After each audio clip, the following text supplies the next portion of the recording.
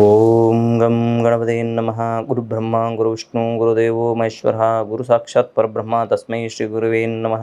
ನಮಃ ಸೂರ್ಯಾಯ ಚಂದ್ರಾಯ ಮಂಗಳಾಯ ಬುಧಾಯ ಚ ಗುರು ಶುಕ್ರ ಶನಿಭ್ಯಶ್ಚ ರಾಹುವೇ ಕೇತುವೇ ನಮಃ.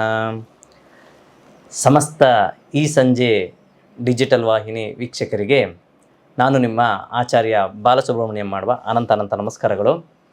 ವೀಕ್ಷಕರೇ, ಮಾಸ ಭವಿಷ್ಯ ಒಂದು ವಿಶೇಷವಾಗಿ ಈ ತಿಂಗಳು ಹೇಗಿದೆ ನಮ್ಮ ಕಾರ್ಯಕ್ರಮ, ಇವತ್ತು ನಾವು ಏನು ಈ ತಿಂಗಳಲ್ಲಿ ನಾವು ಏನಾದರೂ ಹೊಸ ಪ್ರಾಜೆಕ್ಟ್ ಇಟ್ಕೋಬೋದು ಅಥವಾ ಈ ತಿಂಗಳಲ್ಲಿ ಒಂದು ಶುಭ ಕಾರ್ಯ ಮಾಡ್ಬೋದು ಮಾಡಬಾರ್ದು ಅನ್ನೋ ಒಂದು ಪ್ರಶ್ನೆ ಸಾಕಷ್ಟು ರಾಶಿಯಲ್ಲಿ ಜನನವಾಗಿರೋರಿಗೆ ಉದ್ಭವ ಆಗಿರ್ತದೆ. ಈ ರೀತಿ ಇದ್ದಾಗ ಸಾಧಾರಣವಾಗಿ ಅವರವರ ರಾಶಿಯಲ್ಲಿ ಯಾವ ಬದಲಾವಣೆಗಳು ಇರುತ್ತೆ ಅನ್ನೋದನ್ನ ಈ ಮಾಸ ಭವಿಷ್ಯದಲ್ಲಿ ನಾವು ತಿಳಿಸ್ಕೊಳ್ಳುವಂಥ ಪ್ರಯತ್ನ ಮಾಡ್ತಾ ಇದ್ದೀವಿ.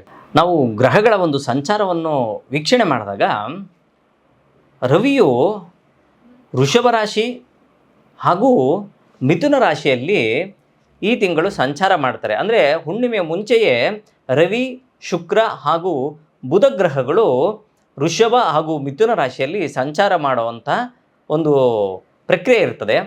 ನಂತರ ಗುರುವು ವೃಷಭ ರಾಶಿಯಲ್ಲೇ ಸ್ಥಿತನಾಗಿರ್ತಾನೆ. ಕುಜನು ತನ್ನ ಸ್ವಕ್ಷೇತ್ರವಾದಂತಹ ಮೇಷರಾಶಿಯಲ್ಲಿ ಸ್ಥಿತನಾಗಿರ್ತಾನೆ. ಶನಿ ಮಹಾತ್ಮರು ಸಹ ಸ್ವಕ್ಷೇತ್ರವಾದಂಥ ಕುಂಭರಾಶಿಯಲ್ಲಿ ಸ್ಥಿತವಾಗಿರ್ತಾರೆ. ಇನ್ನು ರಾಹು ಮೀನರಾಶಿಯಲ್ಲಿ, ಕೇತು ಕನ್ಯಾ ರಾಶಿಯಲ್ಲಿ ಸ್ಥಿತವಾಗಿರ್ತದೆ. ಚಂದ್ರನು ತನ್ನ ಸಂಚಾರವನ್ನು ಎಂದಿನಂತೆ ಸಾಗುತ್ತಾ ಹೋಗ್ತಾ ಇರ್ತಾನೆ. ಪ್ರಪ್ರಥಮ ಬಾರಿಗೆ ನಾವು ಪಂಚಾಂಗ ಶ್ರವಣ ಅಂತ ಹೇಳ್ತೀವಿ. ಅಂದರೆ ಈ ಮಾಸ ಯಾವ ಒಂದು ಋತು ಯಾವ ಒಂದು ಮಾಸ ಆಗಿರುತ್ತೆ ಅನ್ನೋದನ್ನ ನಾವು ಸೂಚಿಸುವಂಥದ್ದು ಈ ಪಂಚಾಂಗ ಶ್ರವಣದ ಒಂದು ನಿಟ್ಟು ಆಗಿರ್ತದೆ.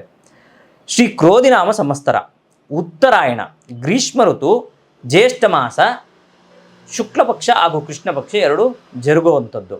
ಇದರಲ್ಲಿ ಅಮಾಸೆ ಆಗಿದ್ದ ಮಾರನೇ ದಿವಸವನ್ನು ನಾವು ಪ್ರತಿಪತ್ತ ಅಂದರೆ ಪ್ರಥಮ ಅಂತ ಹೇಳ್ತೀವಿ. ಆ ಪ್ರಥಮದಿಂದ ಬರೋ ತಿಂಗಳು ಅಂದರೆ ಅಮಾವಾಸ್ಯೆ ಆಗೋ ತನಕ ಒಂದು ಮಾಸ ಅಂತ ಒಂದು ಪಂಚಾಂಗದಲ್ಲಿ ಉಲ್ಲೇಖ ಆಗಿರುವಂಥದ್ದು. ಈ ಕಾರಣದಿಂದ ಈ ಮಾಸದ ಒಂದು ವಿಶೇಷ ಕಾರ್ಯಕ್ರಮ ಮಾಸ ಭವಿಷ್ಯ. ಎಲ್ಲರಿಗೂ ಸ್ವಾಗತ ಹಾಗೂ ಸುಸ್ವಾಗತ.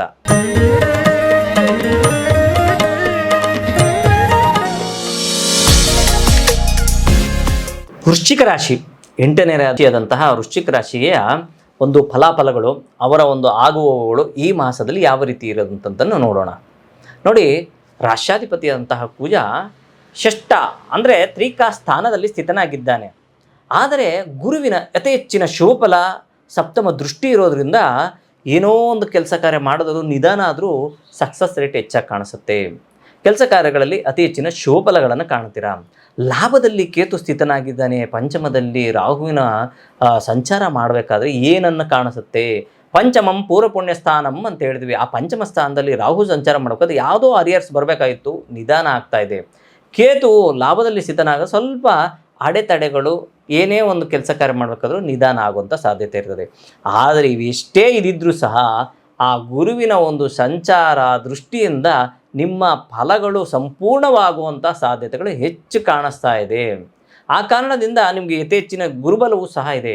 ಯಾರಿಗೆಲ್ಲ ಶುಭ ಕಾರ್ಯಗಳು ಅಂದರೆ ಯಾವುದೋ ಒಂದು ಗೃಹ ಪ್ರವೇಶ ಆಗಬೇಕು ಅಥವಾ ಮದುವೆ ವಿಚಾರಗಳಾಗಿರಬೇಕು, ಖಂಡಿತವಾಗ್ಲೂ ಈ ಮಾಸ ನಿಮಗೆ ಅದ್ಭುತವಾದಂತಹ ಮಾಸವನ್ನು ಕಾಣಬಹುದು. ನೀವು ಹೆಚ್ಚು ಶುಭ ಫಲಗಳನ್ನು ಕಾಣಬೇಕು ಅಂದರೆ ಸುಬ್ರಹ್ಮಣ್ಯೇಶ್ವರನ ಒಂದು ಸ್ಮರಣೆ ಮಾಡಿ ತುಂಬ ಒಳ್ಳೆಯದಾಗುತ್ತೆ. ಜೊತೆಗೆ ಆ ವಿನಾಯಕನ ಒಂದು ಸ್ಮರಣೆ ಮಾಡ್ತಾ ಬಂದರೆ ಅದ್ಭುತವಾದಂತಹ ಮಾಸವನ್ನು ಕಂಡು ಶುಭಫಲಗಳನ್ನು ಸಹ ನಿರೀಕ್ಷಿಸ್ಬೋದು. ಈ ರಾಶಿಯಲ್ಲಿ ಜನನವಾಗಿರೋರಿಗೆ ಆ ಪರಮಾತ್ಮ ಅನುಗ್ರಹ ಸದಾ ಇರಲಿ ಅಂತ ನಾನು ದೇವರಲ್ಲಿ ಬೇಡ್ಕೊತೀನಿ. ನೀವು ಸಹ ಬೇಡ್ಕೊಂಡು ಎಲ್ಲ ರೀತಿಯಾದಂಥ ಸಮೃದ್ಧಿಯಾದಂತಹ ಜೀವನವನ್ನು ಸಾಗಿಸಲಿ ಅಂತ ಹೇಳ್ತಾ ಈ ಕಾರ್ಯಕ್ರಮ ಮುಗಿಸ್ತಾ ಇದ್ದೀನಿ.